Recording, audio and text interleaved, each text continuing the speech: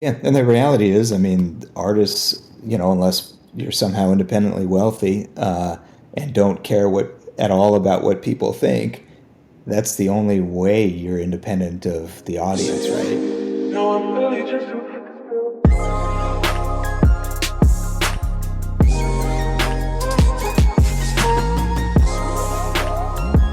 Hey guys, welcome back to another episode of Behind the Screen. This week I sat down with Seattledog. He's a moderator for multiple Web3 discords, a creator, and definitely a big community builder and someone that I respect in the space. Thanks again for tuning in. Let's dive in. Yeah, so thanks again for doing this. I think we'll start off with who is Seattle Dog. Yeah, we'll get started there. Obviously, feel Eh, free to not dox yourself all the way, or up to you. Yeah, no problem at all. I'm in my 50s. I guess where I live is pretty obvious. The fact that I am not a dog is just as obvious, hopefully. Um, and I'm in the healthcare field and been collecting for a couple of years now and been collecting art for way more than a couple of years. Art like in real life. Yeah, yep. Awesome. Yeah, always been an appreciator, but art in real life for some time now. That's awesome, man. It's great to hear. I feel like a lot of people that are in the Web3 space, they weren't into art collecting probably beforehand. They almost went the other way around. Um, what Yeah, I mean, I think it's cool that people get into it both ways around. But I think the blockchain, for those of us who've been into art for a while, the blockchain just adds another dynamic and the ability to, collect different kinds of art and interact and reach out to community and artists in a way you never would have been able to before. Yeah, agreed. Um, what were you collecting beforehand, if you don't mind me asking? Yeah, no worries. Some vinyl, a lot of skate decks, some prints as well, and some original graffiti stuff. And so kind of a broad range. Oh, awesome. Anything? What was I gonna say? Anything you have like up on your wall, or is all of it up on your wall that you've collected throughout the years? Sort of rotate through some. I think, as I look around, I've got stuff from like Gary Baseman and Gary Taksali. I have some Murakami stuff on the wall, some Kazakh, some Dalek. Uh, and if I look at say Dalek and as an example, been a fan of his for decades, and sort of collected a little bit here and there, and wasn't able to easily. But then when NFTs came along, for a few Tezos here and there, I was able to collect some of his work, and then gradually have gotten to know him. And so, such a different world than it was when I was trying to scrape some stuff together to look at one of his snowboards or skate decks in the past. Yeah, that's awesome, man. I know. I think that's the best part about Web3 is that you're able to meet all these people and talk to them. And I think we'll get into that in a bit. I know that you know some other artists and you are a moderator for some of them as well. So we'll jump into that in a sec as well. So I was gonna ask you, what kind of made you go from that collecting in real life to switch to Web3? Yeah, I guess two things. One was during the pandemic, I had just finished my MBA and I was curious about the blockchain and how it worked. And so wanted to do something to try to understand it better and to see whether that might be something I could apply to my IRL job or just was curious about how it might work. And then I was talking to one of my really good IRL friends who is a pretty OG guy in the space, and he really, in a way, kind of pushed me to do it. And he said you should look at Hen at the time and think about collecting a few things, and I was kind of reluctant and didn't really get it.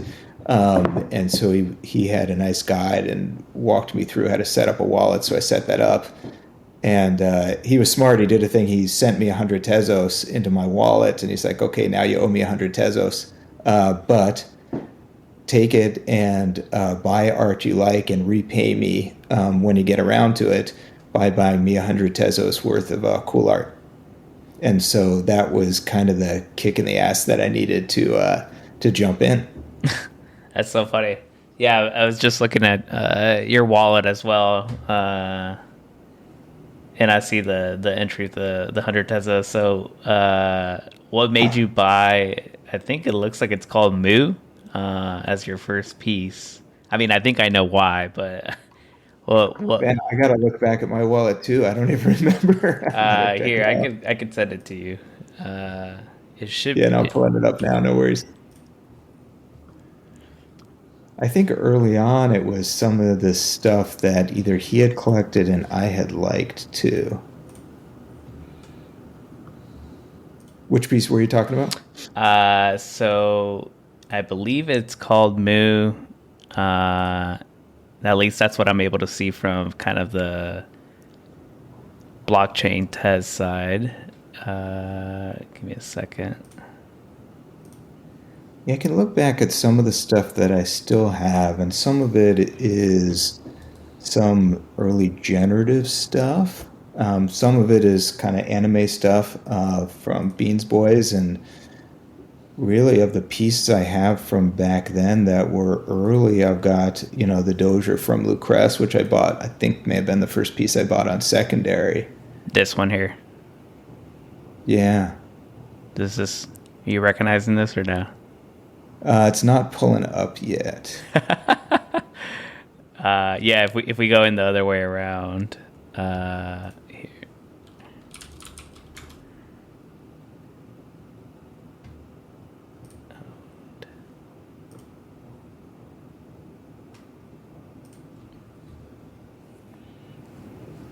It is these down here. They're pretty cool, actually. I suspect that it's because they're kind of science related. Yeah, I'm looking. I'm not seeing that on your screen share. Oh, you're not on my screen share? Yeah, no, I see the. Oh, okay, hold on. This is so funny.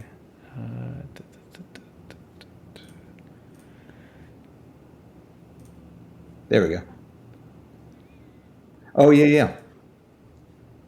Now I see it. Yeah, that's a COVID themed one. Yeah, that's what I figured. Yeah, totally. And I actually really like those. They're just like little short videos. And being in healthcare, we were going through COVID at the time. I was like, wow, that's art that really connects with what I'm doing during the day. It's like that makes me laugh at just the pandemic destruction all around. So I collected a bunch of those and gifted them to a few other people in healthcare too. That's awesome. Have you been able to pay back the 100 tezos? Yeah, so I paid it back in art, and I know that he liked some of the stuff. Actually, liked all the stuff that I sent him, and flipped some of it that he liked. Maybe not as much, but liked and flipped, and did way better than the 100 that he started with. That's awesome. Love to hear that. I think that's kind of fun. That's such a power move for someone to just send you 100 tez. And from what I can see too, it's like when tez is like $4 or $5 too, so it's not like a low amount either. And just be like, he'll pay me back at some point. Yeah, no, and that's what got me, right? It was like, I guess I'll start looking at these NFTs, but am I really going to spend, $20 on a piece? And obviously things have changed since then, and my attitude has changed. But it was totally the power move. It's like, all right, it's now yours. You're in, whether you like it or not. Yeah. At this point, what was the most you had spent money-wise on art before going into Web3, in real life? What was the most that you had kind of spent? I had spent in the $1,000 range probably. Okay. And what made you like? Why do you think you had some kind of hesitation to even throw down like $20, let's say, on something? Yeah, I think I think it's early on, and I'm sure most or a lot of us kind of had this when you started. It's like I don't really get, what this new format is and what this new form is and how it all works and how can there be additions of things, even though the reality is it's the same as it is with physical art too. And so it's just a matter. I think I hadn't quite wrapped my head around it the way I have now. Yeah, that makes sense. I agree with that. I think I had spent a couple hundred to 1,000 on art beforehand, and it took me a bit to get over the hump on that. I think for like even for me, like the Jack was kind of the first piece I ended up buying from Des, and I remember thinking like, oh man, this is a lot of money. Yeah, yeah, totally. And I think that Jack was probably the second piece that I bought of his. That's awesome. What was the first again? The Dozier. the Doge. Nice. Yep. Um, very good piece because that was I think that's still your profile picture in Discord, right? Yep, Yeah. it is. Yeah. So I see also then was Web3 what got you to sign up for Twitter as well? I had played around with it a little bit, but just didn't see any real use for it, really. You know, I had signed up for it, and it was all this just sort of political blather, and it just was not appealing.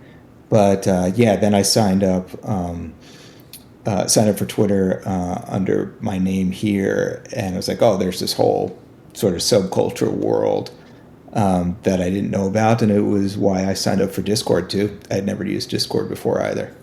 Yeah, that's awesome.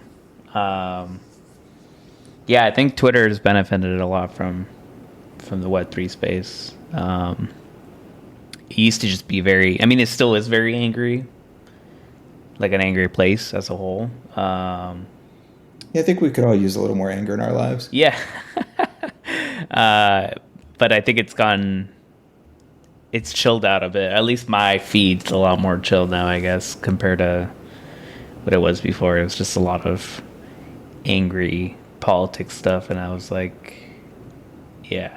It also was kind of like not many. I don't think that many people were on it from the Bitcoin perspective, or they just kind of had a different vibe as a whole. You know, like once we introduced NFTs, it sort of kind of took off, like Twitter. Yeah, I think the difference too is if you set up, say, a profile that's just connected to NFT Twitter, you don't really get all the other stuff, as opposed to starting kind of a general Twitter account and, you know, bathing and all that. Yeah, yeah, agreed. Yeah, I've been on Twitter now for like I don't even know, too long. So I've seen it. I've seen, yeah, 2011, so 12 years. Oh yeah, yeah, that's wild. Yeah, so it's a different world for me now that because even like when I was like really into Bitcoin, it wasn't what it is now. So it's better now, I would say. Still a little angry, but yeah. Uh, so you mentioned Discord. What Discord service do you spend your most time on right now? Well, obviously monsters. I spend time on some smaller ones, but monsters and Dalek and Kiskalaskis and just going through my list, I've learned a lot from Nick Cooter. Of course, got to mention your Discord, Aperture MP, um, and Resvas. I'm in a lot of different Discords. Mumbots, Zem Hasimi, Yeah, a number of them. you're a moderator on a couple of those, right? Yeah, I'm a moderator, sort of to varying degrees, and probably five or six of them. Oh man, so how'd you? Which one are you like the heaviest moderator in? I would say. In Monsters is probably the one I spend the most time in. Partly, it's also the one of the most active Yeah, after yeah, agreed. and biggest communities. Um, How did you actually? So you bought the dozer, and then that's what got you into the Monster server. Yeah, that's what got me into the Monster server, and then it's such just a great, warm community of funny people and a lot of people of different backgrounds with different tastes and are happy discussing, disagreeing, agreeing with, but all appreciating Lucrez's art. Um, and I think a lot of it was that drew me in there was really the warmth and the sense of humor of people. Yeah, it's a fantastic place. It makes the bear a lot more bearable for sure. Yeah, totally. Yeah, It also has the best cooking channel. without a doubt, 1,000%. That cooking channel is fire, actually. um, so how did you end coming? How did you end up coming across the dozer or Dez as a whole? I don't really know. I think it was probably through Twitter. Maybe I spent a lot of time and still do in Dalek server. And I think someone there was into Dez's work. And I think that's how I connected over there. And it took me a long time to get a piece. And then to win one of the raffles. And then got more and more involved. That's awesome. Uh, let's see. I was gonna ask. So what's it like being a moderator for some of these servers? Like like if for people that aren't familiar with moderating, like what does that usually entail? It really sort of varies. I moderate in Mumbot's server, and that, she really has me just sort of helping keep an eye on things in general. And I do some stuff here and there. In Dalek server, same sort of thing. It's a pretty casual but super involved, great group of collectors. In say Crash Blossoms Discord, I've helped more with some of the setup and some of the more active moderation of things. And same in Sam Hassimi's. And then in Monsters, because it's so active, it's really been, we probably have more emojis and stickers than in any other Discord in the universe in there. So I have a steady stream of those, but really, especially when there's drops or other activity going on, it's really just keeping an eye on things. It's not policing so much as just making sure that everyone is not even keeping it positive, but keeping it appropriate and a welcoming group, and not coming down too hard on stuff and figuring out what the leeway is, because I think each community has their own sort of flavor to it too. And if you over moderate things, you just get rid of that flavor, or at least that's the risk. Yeah, agreed. Do you guys have team meetings? Is that a thing? We don't really have team meetings. I mean, we have, groups that will talk about stuff here and there, and all of these Discords will have like a moderator channel where you can talk about things and say, what do we do in this kind of situation? But I think really with the teams, it's a group of people who are on the team for a reason. And so there's not a lot of, oh, what do we, there's not a lot of what's our mission statement kind of strategizing stuff. It's a lot more of just, how do we keep things moving forward, and how do we make sure that we are enabling the artist and doing the front end work that they shouldn't have to deal with, and letting them concentrate on the art part and engage with the community in the way they want to, and that they're comfortable with. Agreed. Going back to kind of like that comment on, you don't want to stifle like the vibe or like the community or like the way that it talks or behaves, because obviously every community is a little different and stuff. Do you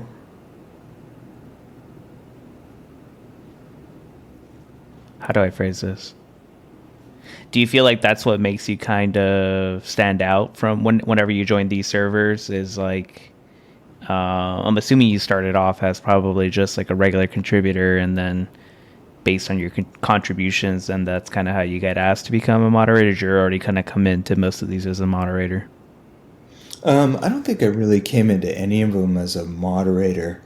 I think more just as a collector and just kind of, I tend to be a pretty calm person. I don't get agitated or reactive about stuff.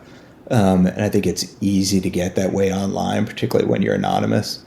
And so I don't have that personality, and I tend to be pretty positive.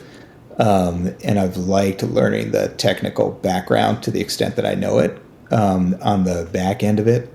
And so I think just being around and being positive and being helpful and not, I don't really ask for stuff. I think it's just, people or an artist or other mods will see, oh, here's a positive person who, is in it to see the artist succeed and appreciates the art. And if you have that going in, then I think it just kind of happens. Yeah, agreed.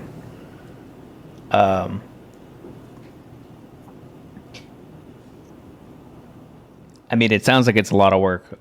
Do you, if you were like a new artist kind of coming in, would you say it's pretty critical to build a Discord server for your community or your collectors, or do you think, or do you think it's just too much work for an artist by themselves?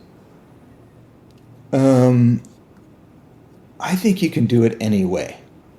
I think that if you engage with a group, that sort of multiplicative effect of having people who will connect with your work, connect others with your work, and sort of, get the word out there more and more makes it a lot easier to do. And I think that if you even just having someone to bounce ideas off of is helpful. In a non-public kind of way is helpful. So in servers where it's been, pretty small, I'm sort of a member of a council in a few other servers, like say Gengoya's server, where he's got, I'm not a moderator in a server, but I'm part of a group who he runs ideas by, because I've been collecting his stuff since he started. And so I think those kind of things can help an artist as they get started in the space. And everyone has a different approach and a different way of doing things, but at least I've found that pretty helpful. Yeah, definitely. Yeah, and I think you're right. I think that could be achieved in multiple ways, like a Twitter private group or SMS or really anything.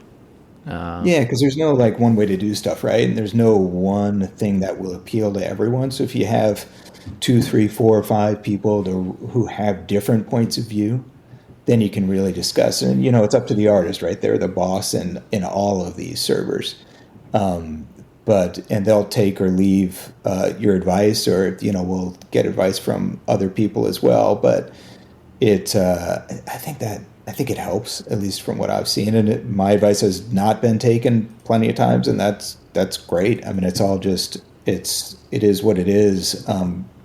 And it's just given as input to the artist who's the boss and has the vision, and at the end is the one who's making the art and hopefully making a good living from doing it.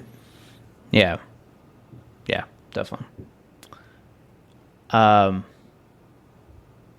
of pivoting a bit. Who are some artists that you kind of think are underappreciated right now? Who are underappreciated? Yeah, just by the market. It doesn't have to be money wise, or I mean that seems to be like the metric or the yardstick that everyone measures by. But it could be attention. It could be whatever you think. It's almost hard because there's so many, right? Yeah. And there's just so much great work that's out there, and I'm just flipping through the Discord servers I'm in, and just, you're in them because you like them, right? But a lot of them do have just sort of a niche of people who have seen them and appreciated them, and others are bigger but should be bigger than they are. I look at, say, Pindar Van Armen's work, who is amazing and has gotten a lot of attention, and I think should get even more. I mentioned I can't remember whether I mentioned Bondo earlier, whose work has gotten some attention, but I think is incredible and deserves even more than he's getting to this point. I look at servers that I'm in, like the Sovereign server, SOVRN, and that's Ezra Shibboleth's project, and they do work with Mikey Woodbridge and other work like that I think has some attention in niche areas, but should have even more.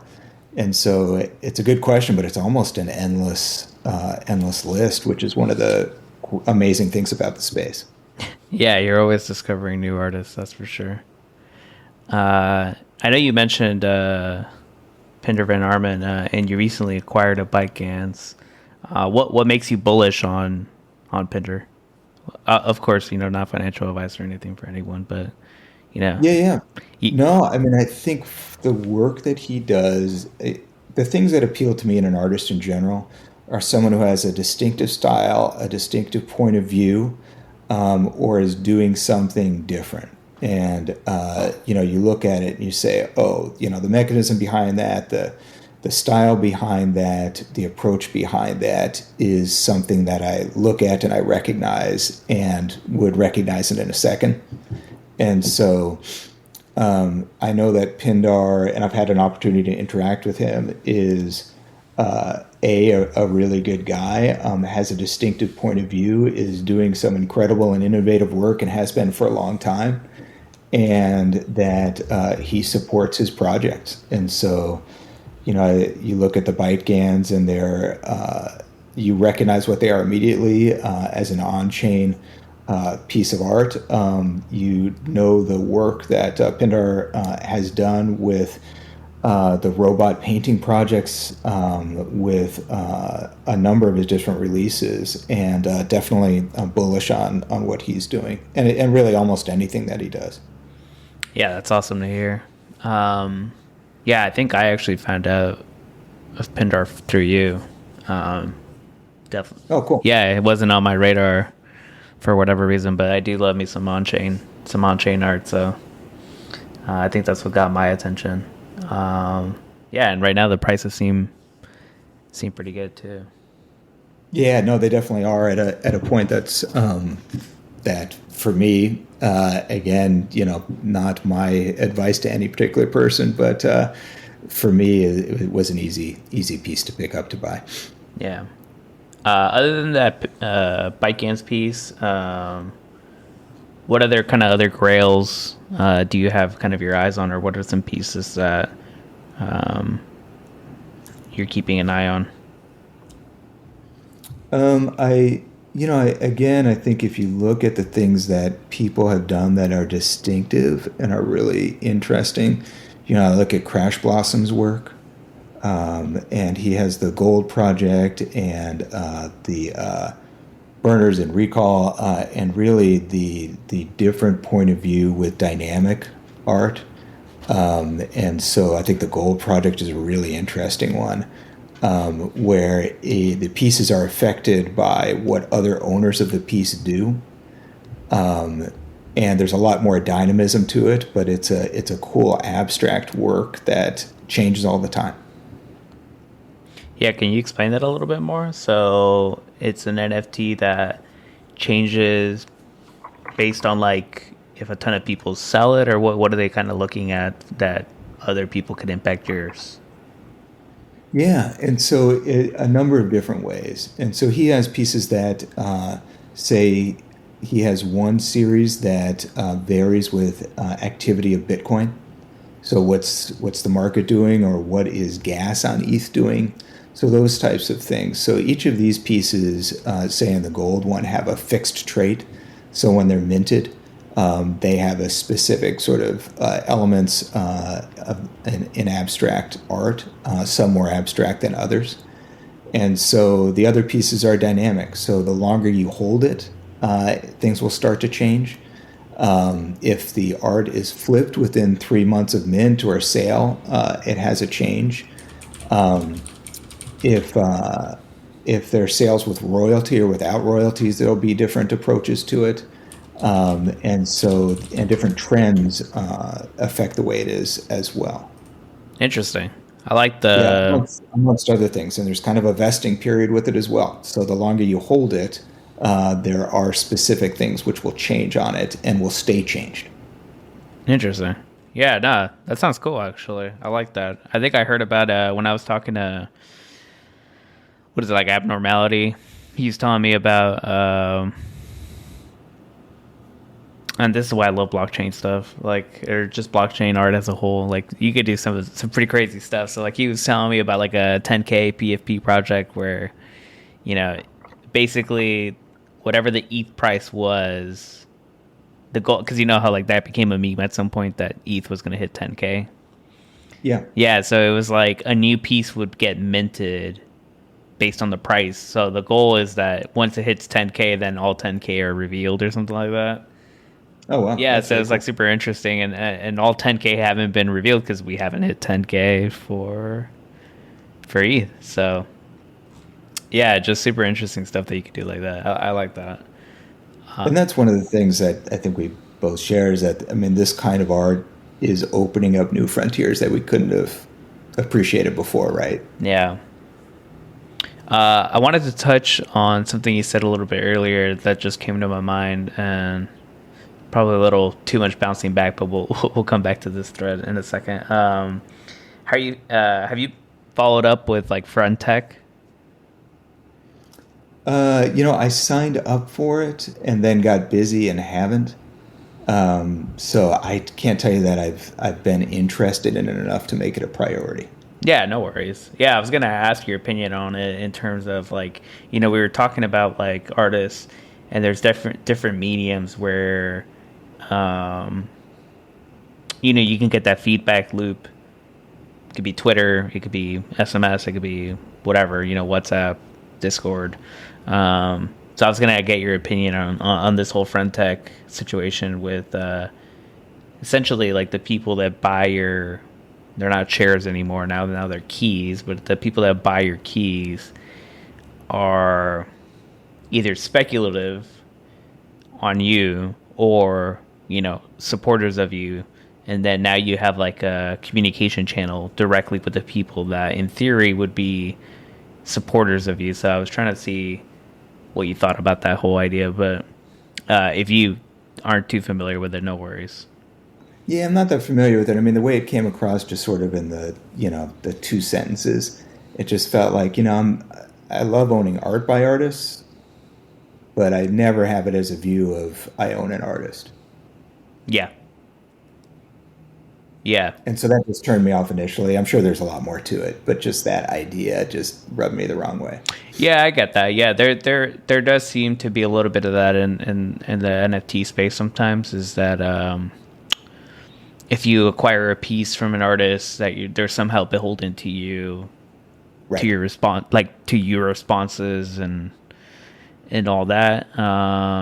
I've even seen it too where like someone, let's say, is quote unquote whale of an artist, and people will say like, why didn't you run this by me, kind of situation. That's happened a couple times, especially with the OEs, like the open editions that have happened. Um, some Although, some people, don't you think I mean, I agree with you, but, and I've seen that dynamic play in a positive way and a negative way, but don't you think that's always the way it's been with art patrons and everything else sort of going way back? yeah, no, I would agree with that. Yeah. Um, I'm not saying it's good, no, but no, no, it, no. it I know. Yeah, I think you're right. Yeah, I think it's a little bit of, um, yeah, I would agree with that statement actually. Yeah. That people do feel like now that they've gotten a piece from you, that somehow, you know, that decision that they made themselves, not under duress, which is the funny part, is somehow now they have to, think about you all the time, 24/7. Yeah, that does seem to be happening more. Yeah, and the reality is, I mean, artists, unless you're somehow independently wealthy and don't care what at all about what people think, that's the only way you're independent of the audience, right? But you also have to trust and not compromise your vision as an artist and be able to tell people no. Yeah, agreed. Um, Man, yeah, that definitely made me think a lot more. That was a good way to phrase it. It's tough, right? I mean, you're telling your customer no, and maybe it's your best customer you're telling no. Yeah, it Uh, happens in business too, but tough. yeah, I guess like in time you will either see whether it was the right decision or the wrong decision. Uh, it's hard to know from the get go whether something was the right decision or the wrong decision from a scarcity or art perspective or whatever. Yeah, totally. And I'm not an artist, but I can imagine it's you have to be confident enough in your vision and have enough of an ego, but not too much of an ego. And how do you balance that? Agreed. Yeah, that is that is a balance. I was reading a book recently on Picasso, and yeah, you need to be confident enough in yourself, but yeah, definitely keep it in check because you can lose sight of things as well pretty quickly. Yeah, at work, the expression we use is, and it's usually making fun of the surgeons. It's often wrong, never in doubt. Hmm. I like that. Yeah, it's a good one to use in any kind of at work anytime. Yeah, that's a good one. That's applicable to a lot of things. Exactly. Yeah. uh, yeah, I'm gonna ask you. We got a nice little boomer section towards the end of these questions that we can jump back to some sage Well, advice. make sure it's not too late because people got to go to sleep early enough. That's true. That's true. All right, let's see. So, if you could only have three pieces from your vault, what would they be and why? Oh, that's a tough one. I am here to ask harder questions. Oh, the hard hitting interview. Um, And you can take your well, time if you want. We can go to something else while you think about it. yeah, no worries. No, I mean it would, the it's pieces that I have a connection with, right? So there's personal connections, and then there's the art itself too. And so I'd obviously have to have a piece by Lucrece in there. Um, and Life of Mon is one of the series that I'm drawn to the most, and so definitely have to be in there. Um, I think the a piece by Dalek, and some of it's because it's some of the early pieces that I bought, right? Yeah. That I have a connection with. Um, and so, I like my the SSMC, which is the Space Monkey Chaos Club. I've got a one-on-one of his, and I have the line drawing version of that hanging up on my wall. Oh, that's awesome. Yeah, which is You're great. gonna have to send me a picture of that. Yeah, yeah. No, it's very cool. Um, and then it starts to get hard because there's a bunch of these, right? There's even one that I don't own but would love to pick back up, which is the collab that I was lucky enough to do with Pindar Van Arman. Um, and I think I've learned so much about art from Nick Cooter, and I have one of his Confecta pieces that I love. Um, yeah, and I could probably keep on going from there, but yeah, those are some of them. Yeah, no, I appreciate that, man. I know it's difficult to only pick three. There's a reason why they're in there. So, um, yeah, I wanted to get. I did see the Lom series in there, so I was like, I suspect there'll be a Lom for sure, which is a great series too. Yeah, it is. I mean, if I look at some of the things that I think have the best possibility of being, sort of out there as an icon, in the broadest sense, in across all sort of art spectra. I think Mon is one of them. I think Dalek has done it with the Space Monkey already. But I definitely could see Mon being one of those, on the level of Pokemon and the rest of that kind of thing. Yeah, it has a lot of potential for sure. Uh, that's why we have so many. Uh, oh my god, I'm forgetting the word for them in Discord. The emojis or stickers. Emojis. There you go. Oh my god. Yeah, I mean, it's such a great image to be able to play with, right? Yeah, agreed. And so, you have obviously the real stuff, which is what Des does and does so incredibly. And then you just have the sort of stuff that we put together using the work that he has done or bastardized version of it. And thankfully, he's got a great sense of humor. Yeah, seriously. Yeah. No, I think you do a great job with them. But yeah, I mean, depending who you would ask, I'm sure, if his ego was higher, it could be a bastardization. But I think they're hilarious for sure. So I know you have your own collection as well, the Googly Eyes collection. So what made you kind of, one, what is it?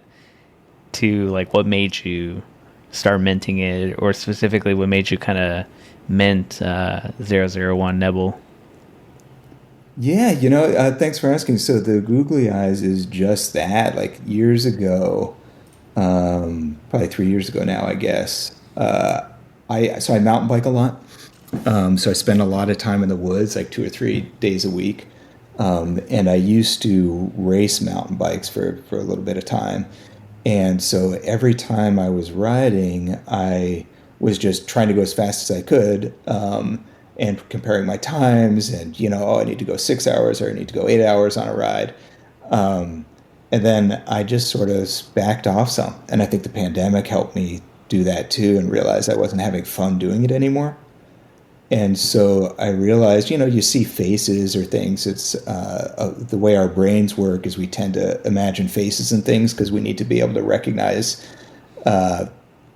whatever's going to attack us by their eyes. And so I started to really do my rides more slowly. And I would see these faces and it'd be kind of funny if I put googly eyes on them and took a picture of them. So I started collecting these pictures. And I realized when I stopped in the woods, I appreciated the time and the space and the quiet. And I would see things that I wouldn't have seen otherwise, whether it's a rabbit or, a bobcat or quail or what it might be in the woods. And so it was my way of backing off the speed part and really appreciating life and where I was. And so that's the overall background of it. And so I had these pictures.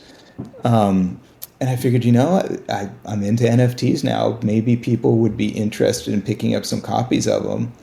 And so I released them, and I was lucky enough to have people start to collect them. And then I realized, the full circle on this would be to take some of the earnings from what I'm making on the NFTs and donate them back to the nonprofit that is helping maintain and build the trails that I'm riding on.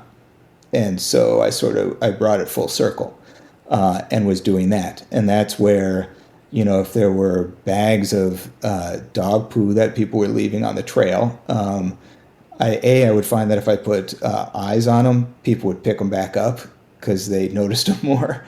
But I figured, why not really recycle those and put them to good use and take pictures of them, put the eyes on them, and then give the money back to the people who are cleaning up the trails. And so that was the start of all that. That's awesome, man. Yeah, and the poo bag's super iconic now.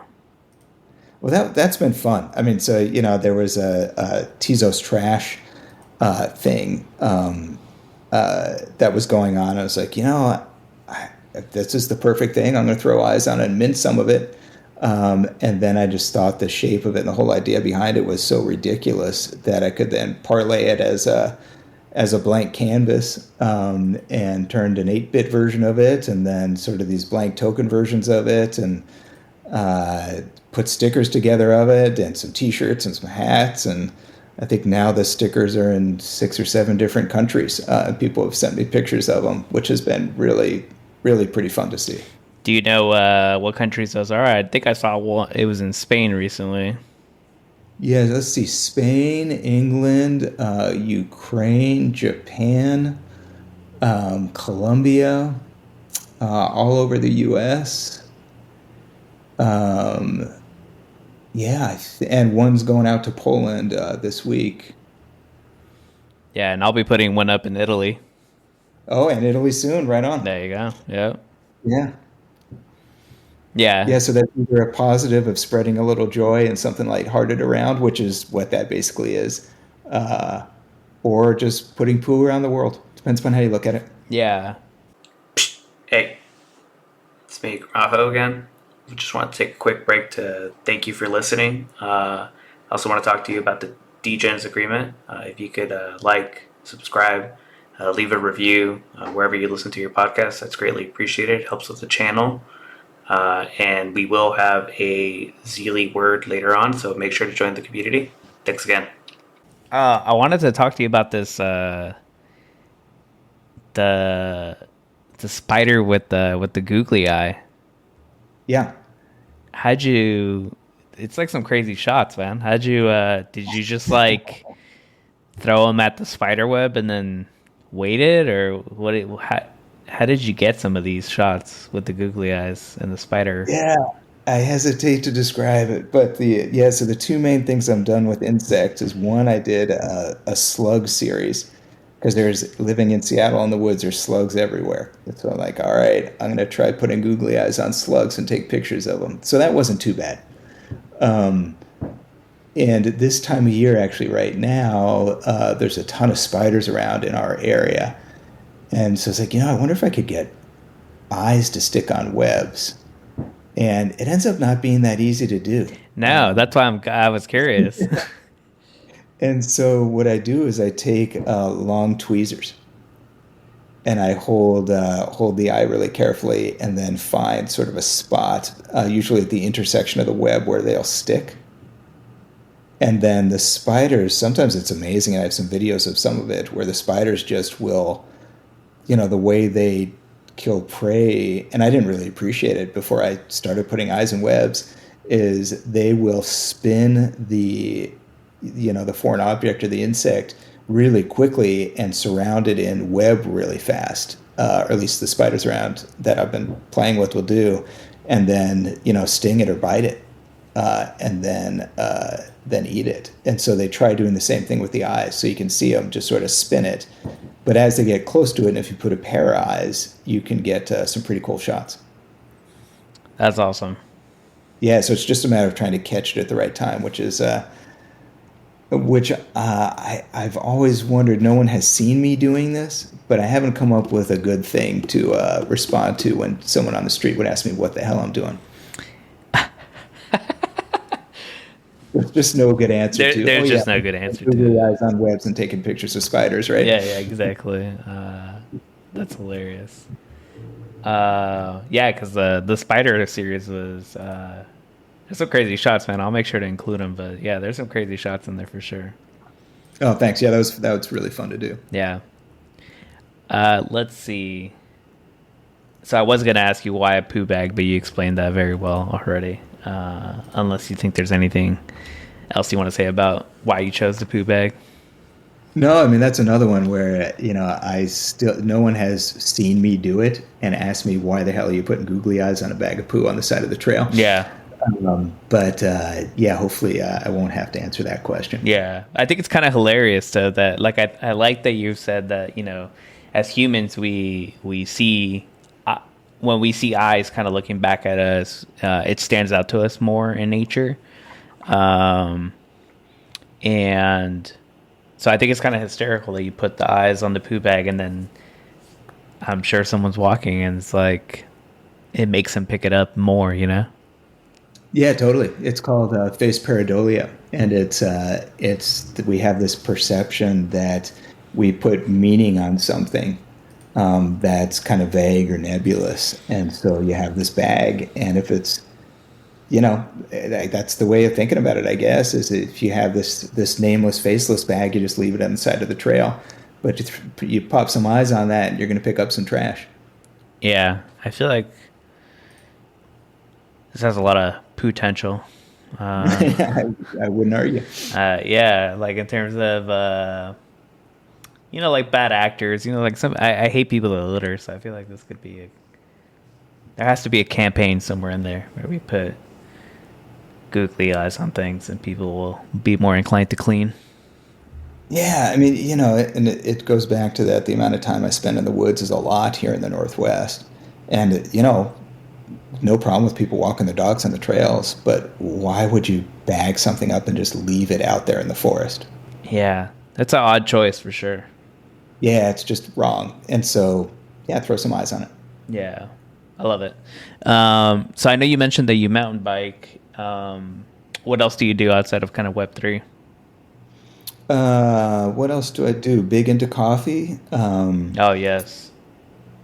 So that has found its way in. I cook a lot, all kinds of food, like to eat, which goes back to that cooking channel.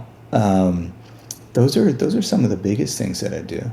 That's awesome, man. What was I going to say? What's your kind of favorite thing to cook? I mostly Asian food. And so living in the Northwest, there's tons of just great access to fresh ingredients, but also to all kinds of Asian restaurants and different cultures. And so it's been fun to explore and learn about them and then about how to cook that food. Yeah. A lot of Asian people up there too. Yeah, and the ingredients have been smoking salmon over the past month because the salmon runs have been great here, and so just sort of exploring what's around. Love it. Milk and coffee. What do you think about that? Putting milk in coffee? Yeah. I don't do a lot of milk. I'll put a little bit on top, but at the same time, it's fun to play with different flavors, right? I mean, I like the taste of coffee, so I'm fine with a 2 ounce espresso, and that's most of what I drink. But an espresso tonic in the summer is pretty nice. I made a syrup out of the shiso I grow in the yard, and I put some seltzer water, some shiso syrup, and some espresso, and it's pretty damn good. Oh man, I don't even doubt that. Is shiso kind of like the mushroom? Is it like a fungi? Shiso is it's in the mint family. Okay. Yeah, they'll serve it a lot of times with sushi. It's kind of like a funky looking frilly either purple or green leaf. I think I've had it actually. Yeah, it's got a really distinctive taste. You probably had it, but may not recognize the name of it. Yeah. Yeah, weren't you doing something pretty crazy with coffee? Was that the tonic coffee? Is that what you were doing? Like you were buying the tank and all that? Oh no, that was seltzer water. That was seltzer water. That's what that was. Yeah. Yeah, that was where I realized we were going to the market just to buy cans of water with bubbles in them, which just felt weird. Yeah. And so I bought a CO2 tank. That's what it was. Yeah, I need to do that still because I definitely am that person that still does that. Like every 2 weeks I'm running out of sparkling water or seltzer, and I spend way too much money on that. Yeah, totally. It felt wrong to be spending money on it, throwing away cans, and driving to the store to get water with bubbles in it when the water we have in the tap is great. It just needs some bubbles. Yeah, agreed. I need to get on that. Have you done anything like that with coffee? Pardon me? Have you done anything like that, like bubbly coffee or anything like that? You can carbonate anything. I haven't, but I'll pour it over seltzer water. Like have an espresso seltzer is pretty nice. I'm going to have to try that. Yeah. All right. I was going to ask, so as promised from earlier, what's one of the best lessons from a boomer that you want to share with the audience? You're not a boomer, by the way, so everybody knows he's not a boomer. Yeah, he's not a boomer. It's an inside joke at this point.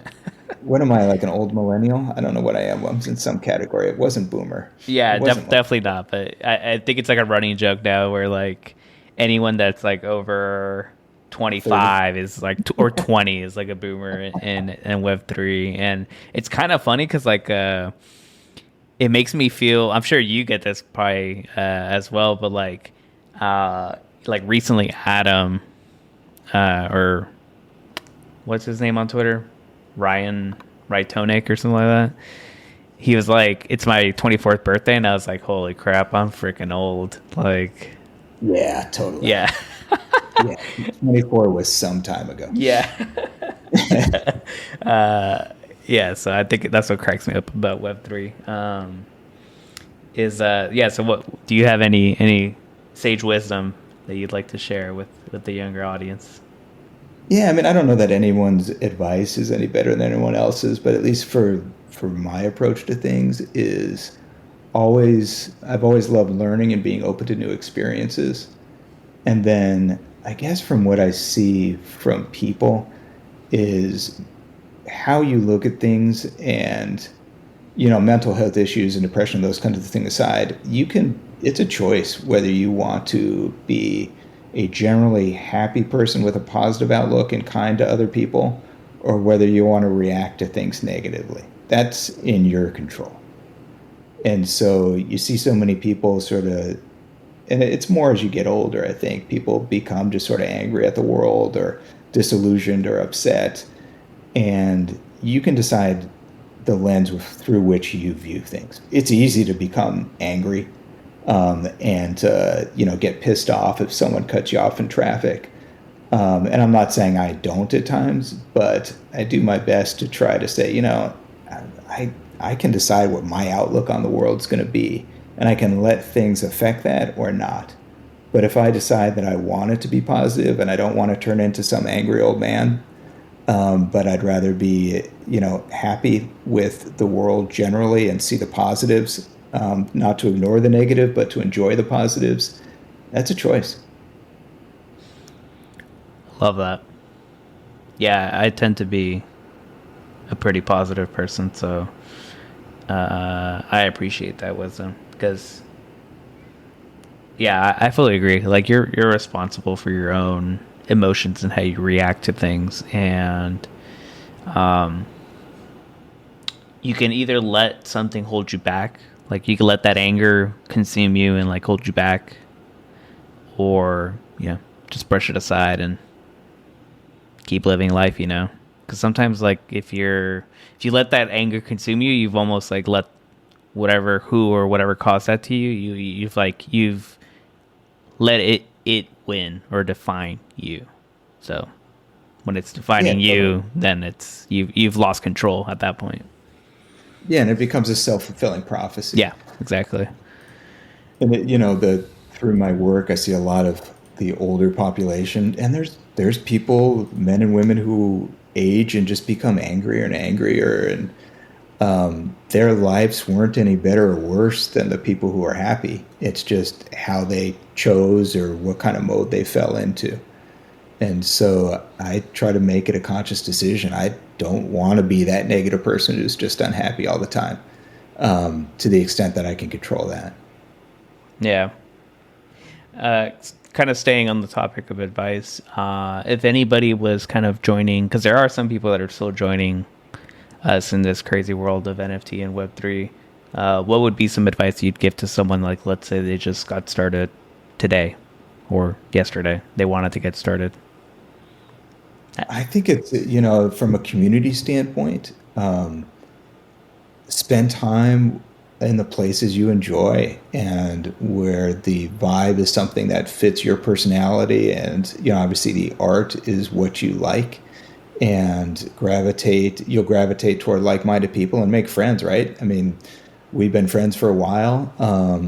People in a number of the discords I've met in person and have formed real friendships with. And that's a big deal. I mean, that's I think a part of the utility in this. That's a potential. Not everyone does it. Not everyone needs or wants that. But that's pretty cool when art can bring people together like that. And then there's the simple financial piece of things, which I think everyone knows, but not everyone follows or appreciates, which is don't put more in than you can afford to lose. Just real simple. And then, if you love art and collect art you love, you never lose. Facts. Yeah. Yeah, I think it's pretty. I think it's hard, like you said. Like we lose sight of like don't you know over leverage yourself. Um, and if you're buying things that you like, then you know you own it, and you're not really like staring at the. Is it up? Is it down? Is it sideways? It's like you're okay for the most part. Yeah, exactly. And there's people who've done incredibly well and have had life-changing things in a positive way. But if you know that you have a tendency to gamble and to overextend yourself, and that's going to make you really unhappy, be careful, because it's easy to fall down that slide. And to the extent that there's things you like to do, like we've talked about, I like to cook, and I've learned a ton about cooking and smoking in the Monsters Discord.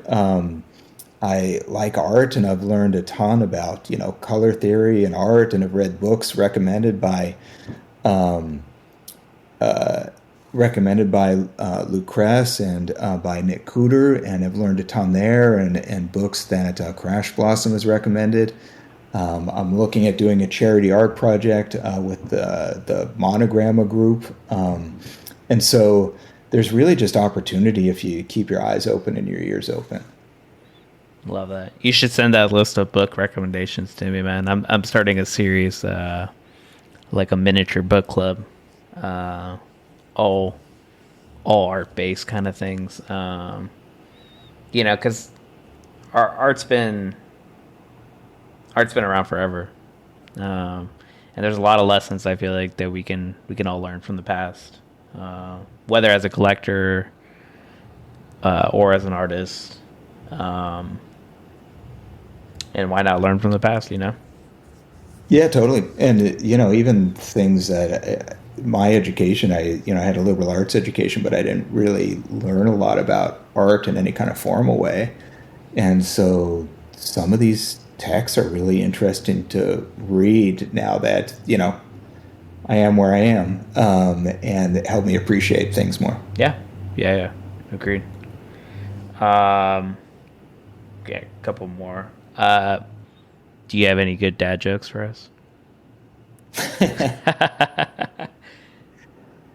I have one, which, I'll only preface it by saying that it was told to me by someone under 30 years old. Oh, okay, love it. Because I don't have a lot of dad jokes that I have memorized, but this was what are duck feathers for? To cover their butt quack. Oh my god. Yep, heard that just yesterday. I love it. There you go. Yeah, that's a kid. That's a kid appropriate one. I'm sure I'll Yeah, yeah, I'll tell pretty I'll tell solid. my daughter that in a couple years. All right. So I know you have a monster icon ticket hold, and I know Johan burned his for his birthday. I think there's like less than 5 out there now, right?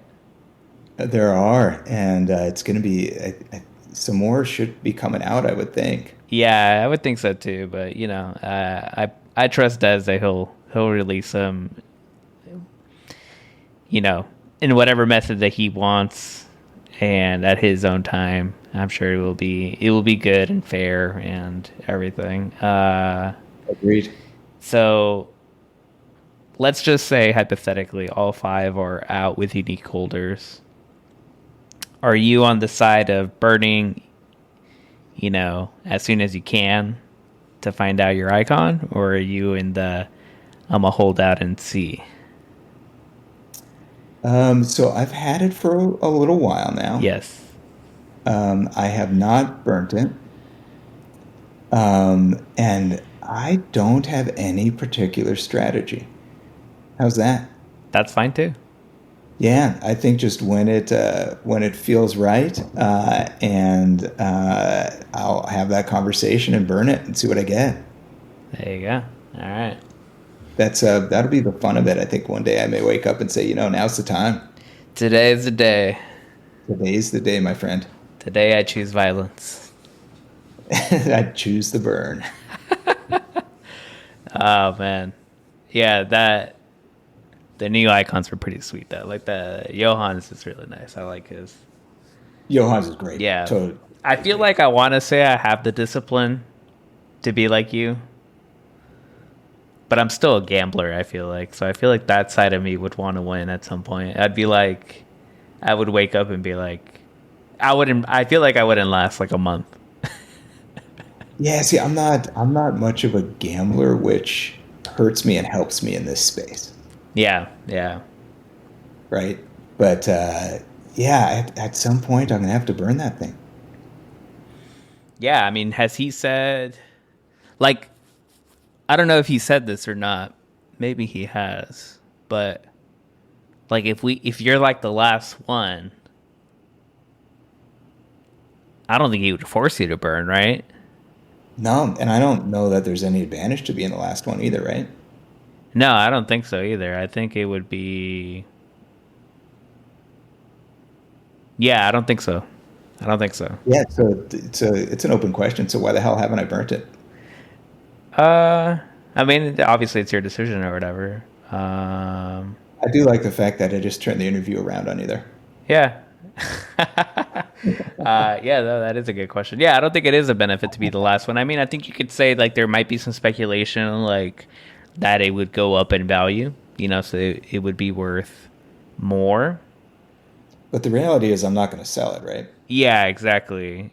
And the other reality is too. This is where um,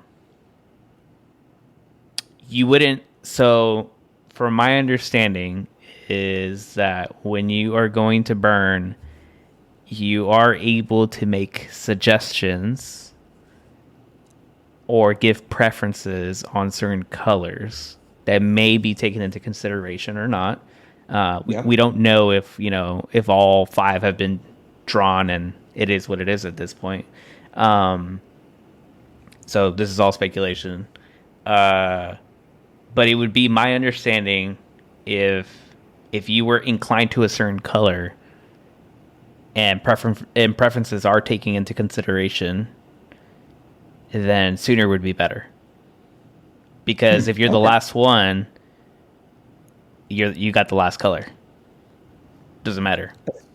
Assuming that he has X number of colors and that they're already been made. Correct.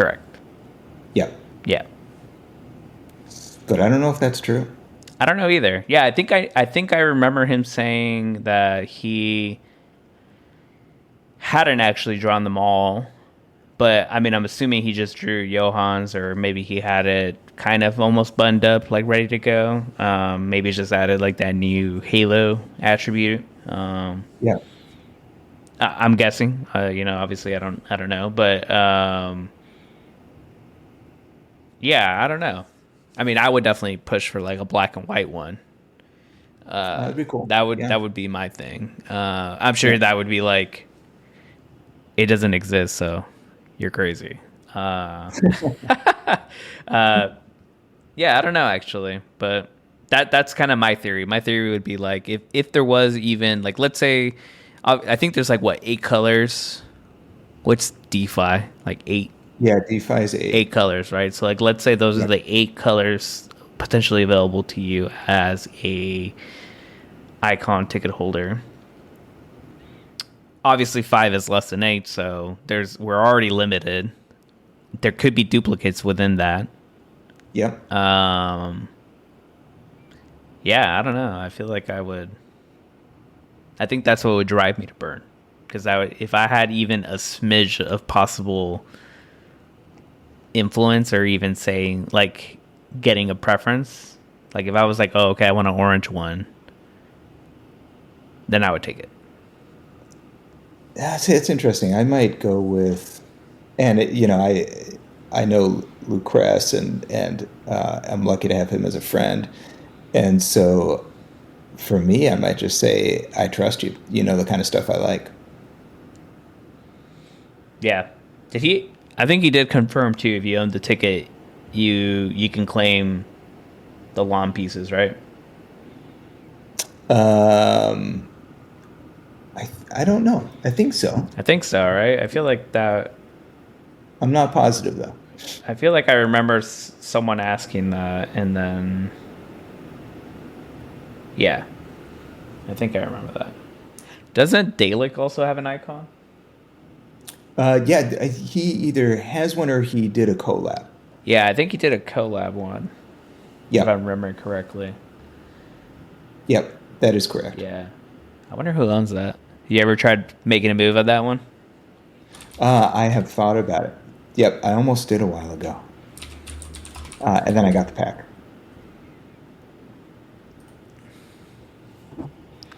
Let me look. Who Yeah, I owns can't remember what this? number it is Number offhand. 29. 29. Sid Fishes. Sold for 2.69. Yeah, That's a steal. that really is. Now I That's a regret steal not. because the person that bought it beforehand bought it for more. That's a steal, just period. Yeah, now that I know that that's what it went for, I should have. Sorry, man. It happens. Yeah, no, thanks for nothing. You're just you like Dalek, so I figured that would be like the holy matrimony right there. Yeah, yeah, no, thanks for that. Yeah. Let's see. Gonna wrap up. Yeah. Do you have anything you want to talk about? I have one more question, but I wanted to open it up to you since you like flipping the script on me. No, I think we covered some solid territory. Awesome. What should the Zeely word be for this episode? Oh, pareidolia. Pareidolia. You're gonna have to like spell that for me. Yeah, I'd have to know how to spell it. That's that where you see faces and things. Okay. Okay. It's Pareidolia. All right. So the Zeely word will be pareidolia for those that have made it this far. Boom. There you go. Yeah, so the last one, and you don't have to answer this, by the way, but a young Fu was asking, what is the best means to getting a pumpkin out of your ass if it's stuck? Well, there's two different approaches. You could do the from above approach, or you could do the from below approach. What's the from above approach? From above, you really want to create enough pressure pushing down. Oh, that sounds painful. Yeah, I'm not saying that. I mean, neither way is going to be good, right? And so you can either do that with solid, liquid, or gas. Okay. And so you just have to decide what approach you want to take and what you eat to do that. So that's the above. And the below? The below introduces some questions. Is this a whole pumpkin without any holes in it? Yes.